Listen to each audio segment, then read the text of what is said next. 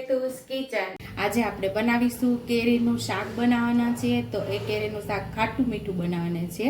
કેરીની ગમે એવી વેરાયટી તમે લઈ શકો। અહીંયા આપણે કેસર કેરી લીધી છે, તોતાપુરી પણ તમે લઈ શકો। તમારી પાસે જે કેરી હોય એ લઈને આ ખાટું મીઠું શાક બનાવી શકો છો। તો કેરીને આપણે છોલી અને ટુકડા કરી લેશું। બાકી રેગ્યુલર મસાલાની અંદરથી મસાલાનો ઉપયોગ કરશું અને ટેસ્ટી એવું ખાટું મીઠું શાક બનાવશું। ગળપણ માટે હું શું વાપરીશ એ તમને હું આગળ કહીશ। ગોળ અથવા તો સાકર કે પછી ખાંડ એ હું તમને આગળ કહીશ। કેરીના આપણે ટોપકાનો ભાગ કાઢી અને છાલ ઉતારી લેવાની છે। મસ્ત આપણે તાજી કેરી લેવાની। અત્યારે બજારમાં આવે જ છે, બધી વેરાયટીની કેરી આવવા માંડી છે। બે કેરીના આપણે છાલ ઉતારી લીધી છે અને કેરીને હવે આપણે સુધારી લઈશું નાના નાના ટુકડામાં।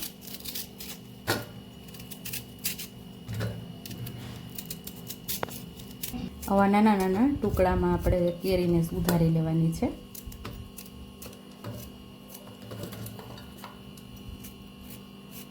અહીંયા આપણે કેરી બે સુધારી લીધી છે અને વાટકીનો માપ કરી લઈશું। એ પ્રમાણે આપણે ગળપણનો ઉપયોગ કરવાનો થાય। એક વાટકી થઈ।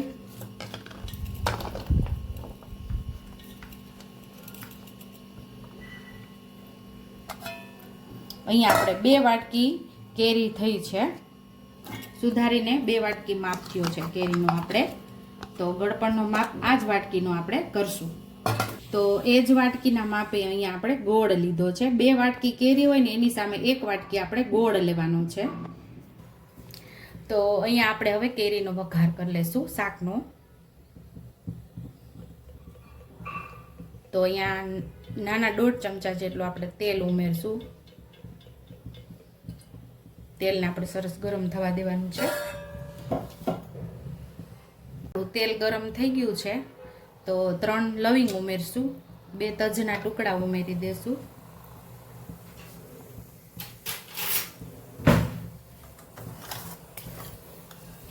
1/2 ચમચી જેટલી રાઈ ઉમેરશું, 1/2 ચમચી જેટલું જીરું ઉમેરશું। રાઈ જીરું સરસ ફૂટી જાય એટલે 5 ચમચી જેટલી હિંગ ઉમેરશું, 5 ચમચીથી થોડી વધારે હળદર ઉમેરશું અને આપણે અહીંયા કેરીને ઉમેરી દેવાની છે।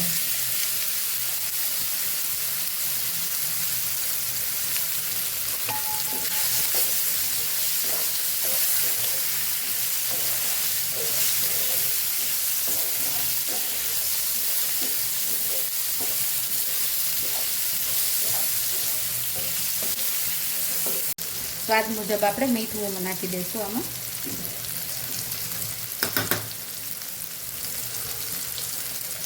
એક ચમચી જેટલું લાલ મરચું પાવડર, 1/2 ચમચી જેટલું ધાણા જીરું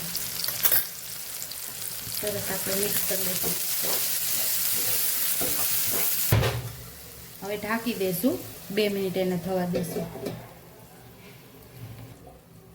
ઢાંકીને આપણી કેરી પાકે છે ને 2 મિનિટ થઈ ગઈ છે, પાછી ખોલીને આપણે જોઈ લઈએ।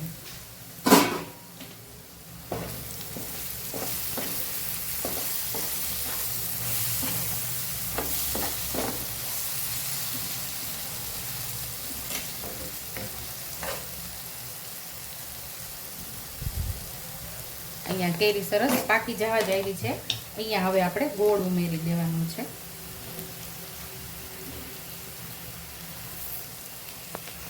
બે ચમચી જેટલું ગરમ પાણી ઉમેરશું।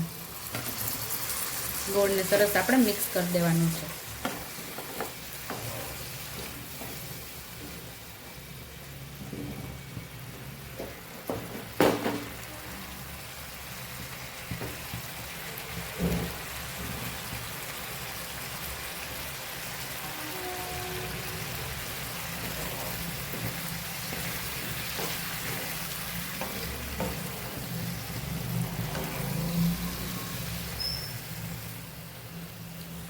અહીંયા આપણો ગોળ એકદમ સરસ મેલ્ટ થઈ ગયો છે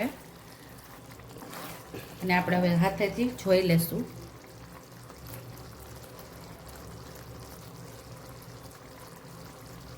એક તારી ચાસણી જેવું થાય ને એટલે આપણે ગેસ બંધ કરી દેવાનો છે। અત્યારે આપણે એક તારી ચાસણી થઈ ગઈ છે અને અહીંયા આપણું કેરીનું શાક પણ તૈયાર થઈ ગયું છે. આ શાક તમે અઠવાડિયા સુધી ફ્રીજની અંદર સાચવી શકો છો અને 2 દિવસ સુધી બહાર પણ એમને રહે છે આપણું આ શાક. આ શાકને તમે રોટલી, ભાખરી કે પૂરી સાથે ખાવાની ખૂબ જ મજા આવે છે. એ થેપલા હારે તો બહુ જ મજા આવે છે આ શાક ખાવાની. તો હવે અહીંયા આપણું કેરીનું ખાટું મીઠું શાક તૈયાર છે. અત્યારે આપણું આટલું ઘાટું છે, જેમ ઠંડુ થશે ને એમ વધારે ઘાટું થઈ જશે. તો મસ્ત એવું કેરીનું શાક તૈયાર છે. સર્વિંગ બાઉલની અંદર સર્વ કરી લેશું. ટેસ્ટી એવું કાચી કેરીનું ખાટું મીઠું શાક તૈયાર છે. જો તમને મારી રેસીપી પસંદ આવી હોય તો મારી રેસીપીને લાઈક કરજો, શેર કરજો, સબસ્ક્રાઈબ કરજો, હાઈપ કરજો અને કમેન્ટ બોક્સમાં કમેન્ટ કરજો કે મારી રેસીપી કેવી લાગી. તો આવજો.